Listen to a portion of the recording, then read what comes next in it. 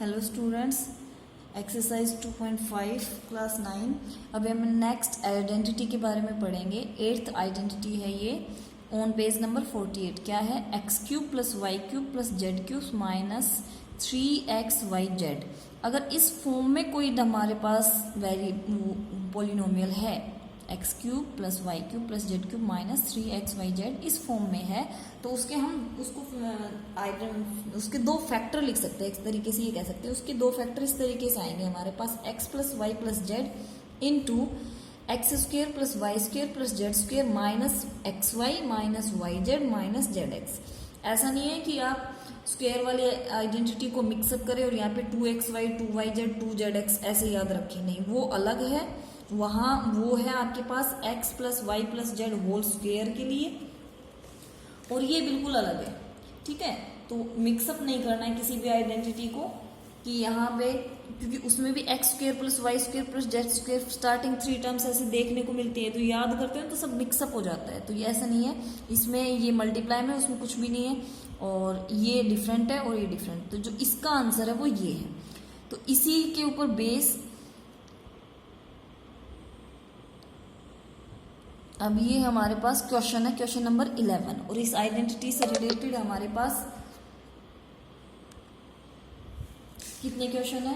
Question number 11 है, 12 है, 13 है, 14 है। इसी आइडेंटिटी पे बेस है। ठीक है, तो कैसे करेंगे देखो, इसको पहले इस फॉर्म में लिख लें, इस वाली फॉर्म में। तो ये कंप्लीट क्यूब कर रखा है, तो x³, तो x की वैल्यू क्या होगी अगर ये कर रखा है? तो x की वैल्यू होगी हमारे पास 3x होल क्यूब। आ गया x। y की वैल्यू तो y ही है, कोई और तो कोफिशिएंट इसका है नहीं कि उसको हम चेंज करें, तो y whole cube plus z भी सेम है, z होल क्यूब माइनस क्या है? 3xyz। तो 3x क्या है आपका? 3x, और y क्या है? y, और z क्या है? z। तो 3 3 जा 9 xyz, यही आएगा 3 3 जा 9 xyz। ठीक है, तो अब लिखो इसके फैक्टर। xyz पता चल गए आपको, तो आपका x क्या है? लिखो x + y + z, यानी कि 3x + y + z हो गया। सेकंड फैक्टर को यहां से लिखना शुरू कर रही हूँ क्योंकि यहाँ स्पेस कम होगा, फिर ये आएगा नहीं। ठीक है, तो x² यानी कि 3x का स्क्वायर, x² + y², y और z सेम है, तो उसमें अलग से यूं ब्रैकेट लगाने की जरूरत नहीं है, डायरेक्ट वही आंसर आएगा। x² + y² + z² minus xy, तो माइनस x क्या है? 3x, और y माइनस yz, तो y और z तो सिंगल है, आपके पास कोई कोफिशिएंट नहीं है, माइनस zx, तो z तो सिंगल है, x की जगह क्या आएगा? 3x। ठीक है, तो ये याद रखना। और इसके बाद अब फिर इसको हम सॉल्व करेंगे इन फैक्टर्स को। तो पहला फैक्टर तो है हमारे पास 3x + y + z, ये तो हमारा फर्स्ट फैक्टर है, ये वाला। और मल्टीप्लाई में दूसरा फैक्टर क्या है? 3 3 जा 9x² + y² + z² minus 3xy minus yz और माइनस 3z।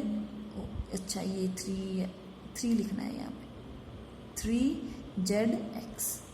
ठीक है, ये दो फैक्टर आ गए, यही आपका आंसर है। इसी तरीके जब इस आइडेंटिटी से रिलेटेड कोई भी आपको क्वेश्चन मिलेगा तो यही आपका आंसर आएगा। सेम ऐसे ही आपको क्वेश्चन को सोल्व करना है। ठीक है, अब ऐसे ही डिटो है आपके पास क्वेश्चन नंबर 12। क्वेश्चन नंबर 12 क्या है देखो, एक बार मैं लिख देती हूँ, 1 मिनट। ये देखो आपका क्वेश्चन नंबर 12, आपकी जो आइडेंटिटी है वो ये है, और अभी मैंने कहा कि ये आपको लर्न करनी है अच्छे तरीके से, ये आइडेंटिटी है। ठीक है, और इस पे बेस हमने ये क्वेश्चन नंबर 11 भी किया है, और ये है क्वेश्चन नंबर 12। और इसमें जो आपका देखो यहाँ पे जो लेफ्ट हैंड साइड है आपकी आइडेंटिटी का, वो लेफ्ट हैंड साइड सेम है और राइट डिफरेंट है। जब ये इसका आंसर ये है आपके पास, तो इसका आंसर यही होना चाहिए, आंसर तो बदल नहीं जाते। तो इन दोनों में डिफरेंस क्यों है? ये डिफरेंट है और ये डिफरेंट है, जबकि ये फैक्टर तो x + y + z, x + y + z, यानी कि इसमें कुछ चेंजेस आए हैं, वो है हमें देखने हैं कि वो क्या चेंजेस हैं। तो ये क्वेश्चन नंबर 12 में बोला गया है कि क्या ये जो हमारी आइडेंटिटी है हम उसको इस तरीके से भी लिख सकते हैं, क्या ये भी उसका आंसर हो सकता है? तो ये हमें वेरीफाई करके बताना है। तो वेरीफाई तो हम मल्टीप्लाई करके कर देंगे, लेकिन आपके समझने वाली बात ये है कि आपको इस तरीके से भी याद करना है, आइडेंटिटी ऐसे भी याद रखनी है और ऐसे भी याद रखनी है, क्योंकि इसको हम इस तरीके से लिख सकते हैं। तो ये आपको पता होना चाहिए। कभी आपको क्वेश्चन इस फॉर्म में मिले और आप कहें कि मैंने ऐसे आइडेंटिटी तो कभी याद की ही नहीं है, ये वाली तो फिर भी देख रखी है, तो ऐसा कंफ्यूजन नहीं होना चाहिए या ऐसी मिसअंडरस्टैंडिंग नहीं होनी चाहिए। ये जो आइडेंटिटी है ये इसी को हम इस तरीके से भी लिख सकते हैं। जैसे पहले उसमें याद किया था हमने x plus y whole cube में कि एक तो हम मल्टीप्लाई करके लिखे और एक अलग से लिख रहे हैं, उसको तो 2 बार याद किए थे। तो ऐसे इसको भी कर सकते हैं। तो ये आपको याद रखनी है पहली बात। इस आइडेंटिटी को, इसके जो फैक्टर हैं उनको इस टाइप में या इस टाइप में लिख सकते हैं। ये दोनों आपको याद होने चाहिए, फर्स्ट थिंग। दूसरा, इसको वेरीफाई करना है तो वो हम कर देंगे अभी। लेफ्ट इसको राइट हैंड साइड को लेके चलेंगे और लेफ्ट के इक्वल प्रूव कर देंगे। देखो, तो ये हमें taking right hand side 1/2x plus y plus z, तो हमें मल्टीप्लाई तो करना है, लेकिन पहले ब्रैकेट के अंदर क्या है उसको ओपन तो करें। तो देखो ब्रैकेट के अंदर क्या है, x minus y whole square है। तो ये आइडेंटिटी तो हमने लर्न कर रखी है, तो क्या आइडेंटिटी अप्लाई कर सकते हैं? हाँ बिल्कुल। X square plus y square minus 2xy, यही तो होती है आपकी आइडेंटिटी। ऐसे प्लस ये वाली भी ओपन करेंगे तो एक्स स्क्वेयर, एक्स की जगह क्या है वाई, तो Y square plus Z square minus 2y Z. ऐसे last one Z square plus X square minus 2zx, ठीक है, और ये ऐसे क्लोज हो जाएगी ब्रैकेट्स। तो ये हो गया। अब हमें क्या करना है, अब देखो 1/2x plus y plus Z, ये आ गया। अब ये देखना है, इसको हमें पहले सॉल्व करना है। ब्रैकेट्स कब ओपन होते हैं, जब पहले उसको सॉल्व करेंगे हम। तो यहाँ पे देखो एक्स स्क्वेयर, क्या कहीं दूसरा और कोई एक्स स्क्वेयर है? हाँ ये रहा, और प्लस का है, ये भी प्लस का और ये भी प्लस का। तो क्या आया आपके पास आंसर 2x स्क्वेयर। फिर वाई स्क्वेयर, ये रहा वाई स्क्वेयर, ये भी और ये भी दोनों पॉजिटिव है, तो आ गया आपके पास 2y स्क्वेयर। फिर जेड स्क्वेयर, जेड ये भी है और ये भी और दोनों पॉजिटिव है, तो ऐड हो जाएंगे। तो ये आपके पास आएगा 2z स्क्वेयर। तो ये सब तो आपने ऐड कर दिए, ठीक है। अब बचा क्या आपके पास, ये वाली टर्म्स बची हैं और ये इनके सिमिलर कुछ भी नहीं है, तो ये एज इट इज आएंगे आपके पास आंसर। तो ये आएगा -2xy minus 2yz minus 2zx, हो गया। ये अब आपने इसको सॉल्व कर दिया। तो अब नेक्स्ट देखो, ये जो टर्म है इसमें 2 2 2, हर टर्म में 2 आ रहा है। बाकी कोई ऐसा वेरिएबल तो कोई नहीं है जो रिपीट हो रहा हो। तो इसमें x है तो y नहीं है, इसमें y है तो z नहीं है, x नहीं है, तो ये तो वेरिएबल तो कोई मैच नहीं हो रहा, कॉमन नहीं आ रहा।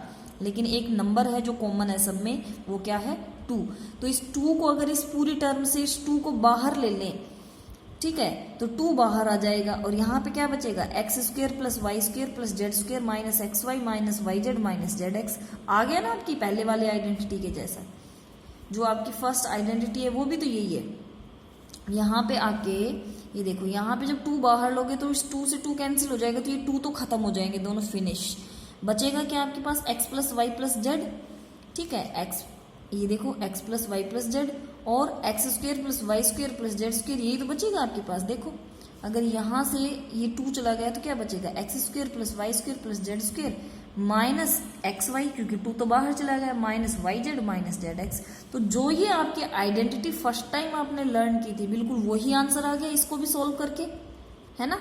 तो इसका मतलब इस आइडेंटिटी को हम या तो इस तरीके से या इस तरीके से लिख सकते हैं, ठीक है। तो इसको अभी नेक्स्ट पेज में सोल्व करते हैं। ये देखो, ये हमने 2 कॉमन ले लिए इस टर्म में से, तो इसको हम कैंसिल करेंगे, 2 से 2 कैंसिल, ठीक है। तो ये तो हो गया। अब सिर्फ बचा है हमारा मल्टीप्लीकेशन। तो मल्टीप्लीकेशन काफी लेंथी होगा, ध्यान से देखना। हमारे पास यहाँ पे 3 टर्म्स है, तो मैंने पहले भी आपको बताया कि मल्टीप्लाई को स्टेप बाय स्टेप करते हैं तो आसानी से हो जाता है। तो पहले x को इन सभी टर्म से मल्टीप्लाई करेंगे, प्लस वाई को इन सभी से, प्लस जेड को इन सभी से। ठीक है, तो देखो अब करते हैं x into x square plus y square plus Z square minus x y z minus z x. ठीक है, प्लस वाई, फिर से सेम टर्म एक्स स्क्वेयर, ये आपको सेम एज इट इज लिखना है, x y minus y z minus z x plus z into x square plus y square plus Z square minus x y z और minus z x. ठीक है, तो अब इनको मल्टीप्लाई करेंगे, ये हो जाएगा एक्स क्यूब, ये next x y square, next x z square minus, यहाँ पे माइनस इस टर्म की इससे करा रहे हैं अभी, तो एक्स स्क्वेयर वाई, अब इसका नंबर तो एक्स वाई जेड तीनों अलग हो गए तो माइनस एक्स वाई जेड, अब इसका नंबर तो इससे करोगे तो यहाँ पे एक्स है तो ये हो जाएगा minus z x square plus Y x square Y cube plus Y की जेड से करोगे तो वाई जेड स्क्वेयर। ठीक है, अब इन तीनों टर्म्स का वाई से तो यहाँ करते हैं माइनस वाई की एक्स वाई से तो minus x y square, y z की वाई से तो minus y square z minus y की जेड एक्स से करोगे तो तीनों डिफरेंट हो गए तो एक्स वाई जेड। अब इसका टर्म तो ये हो जाएगा प्लस जेड या x square z plus y square z plus z cube minus x y z, तीनों डिफरेंट हैं, एक्स की इस टर्म से करेंगे तो और इससे करेंगे तो माइनस वाई जेड स्क्वेयर और ये लास्ट वन में जेड स्क्वेयर आएगा तो माइनस एक्स जेड स्क्वेयर। अब जो टर्म आपके पास कैंसिल होती हैं कैंसिल कीजिए, ऐड होती हैं ऐड कीजिए। ठीक है, तो सबसे पहले अब देखो एक्स वाई स्क्वेयर, तो आपको एक्स वाई स्क्वेयर ढूंढना है सबसे पहले। ठीक है, तो देखो एक्स वाई स्क्वेयर कहीं पे मिलेगा, एक्स वाई स्क्वेयर ये रहा एक्स वाई स्क्वेयर, ये नेगेटिव और ये पॉजिटिव तो कैंसिल। अब आपको देखना है एक्स जेड स्क्वेयर, ये एक्स जेड स्क्वेयर, ये नेगेटिव और ये positive cancel. X square y, दूसरा एक्स स्क्वेयर वाई ये रहा एक्स स्क्वेयर वाई कैंसिल। फिर आपको देखना है एक्स वाई जेड नेगेटिव है तो ये तो ऐड होंगे और ये भी नेगेटिव है तो ये भी ऐड होगा, तो ऐड वालों को छोड़ो, पहले कैंसिल वालों को देख लेते हैं। तो जेड एक्स स्क्वेयर ढूंढना है आपको, तो जेड एक्स स्क्वेयर कहाँ पर है, ये रहा देखो जेड एक्स स्क्वेयर, तो ये पॉजिटिव और ये नेगेटिव कैंसिल। उसके बाद वाई जेड स्क्वेयर, ये वाई स्क्वेयर जेड है, आपको ढूंढना है वाई जेड स्क्वेयर है ना, वाई ये रहा वाई जेड स्क्वेयर। ठीक है, ऐसे वाई स्क्वेयर जेड कैंसिल। अब बचा कुछ जो कैंसिल हो सकता है नहीं हुआ है, ये देखो ये सब कैंसिल हो चुके हैं। ठीक है, सब कैंसिल हो चुके हैं, तो बचा क्या है आपके पास बचा है ये एक्स क्यूब और प्लस का वाई क्यूब और प्लस का जेड क्यूब और माइनस एक्स वाई जेड, ये वाला माइनस एक्स वाई जेड और ये वाला माइनस एक्स वाई जेड।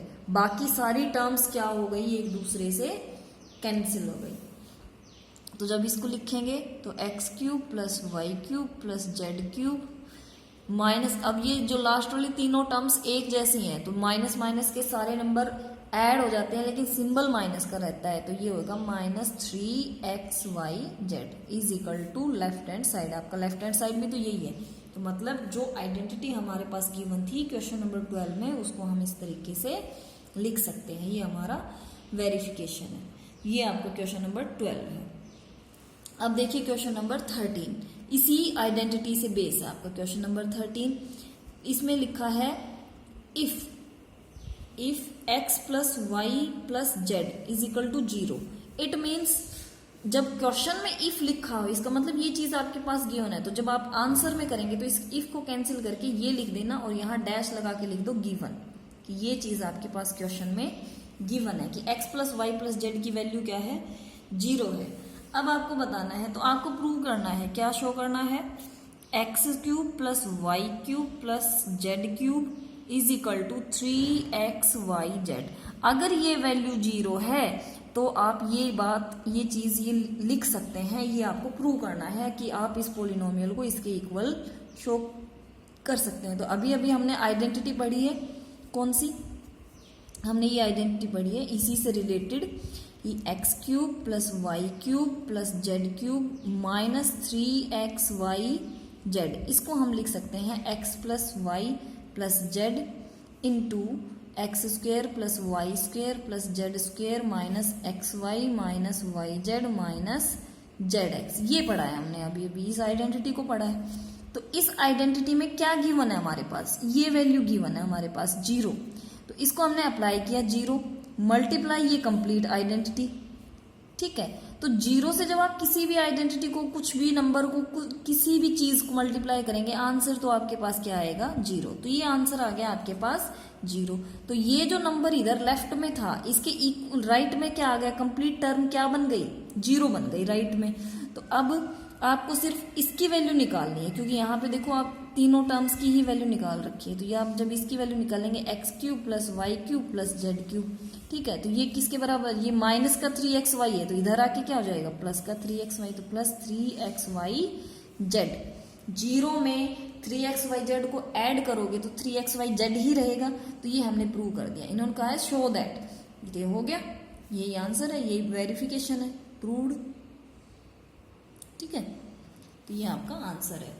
ऐसे ही क्वेश्चन नंबर आपका है 14, इसी आइडेंटिटी से रिलेटेड। 14 में क्या करना है, without actually calculating the cube, आपको कैलकुलेट नहीं करना क्यूब। क्वेश्चन आपके पास गिवन है -12 raise to power 3 plus 7 raise to power 3 plus 5 raise to power 3। तो इसमें आपको एक्चुअली क्यूब्स कैलकुलेट नहीं करने हैं कि आप सबके अलग अलग क्यूब निकालें और उनको ऐड सब्ट्रैक्ट जो भी करना है करें, नहीं, आपको आइडेंटिटी यूज करनी है तो, और आपको आंसर देना है। तो देखो जब आपके पास ऐसे क्वेश्चन हो कि 3 टर्म्स में आपके पास क्यूब है, ठीक है, तो आपको पता है कि 3 टर्म्स में तो ये वाली आइडेंटिटी यूज कर सकते हैं। तो सबसे पहले आप क्या करेंगे, x plus y plus z की वैल्यू कैलकुलेट कर लेंगे, x plus y plus z की वैल्यू कैलकुलेट करेंगे। क्यों, क्योंकि अगर x plus y plus z अगर आपके पास आ गया 0, तो आप डायरेक्टली लिख सकते हैं कि x cube plus y cube plus z cube जो है वो 3xyz के बराबर होता है। तो ये x cube plus y cube plus z cube है, तो ये इसका आंसर क्या आ जाएगा, इसका आंसर 3xyz के बराबर होगा। तो पहले हम ये कैलकुलेट कर लेते हैं। तो x की वैल्यू क्या है -12, y की वैल्यू क्या है प्लस का 7 और z की वैल्यू क्या है 5, ठीक है। x y z, x की वैल्यू नेगेटिव थी, नेगेटिव अप्लाई की, y की वैल्यू पॉजिटिव है, पॉजिटिव अप्लाई की, और z की वैल्यू भी पॉजिटिव, पॉजिटिव।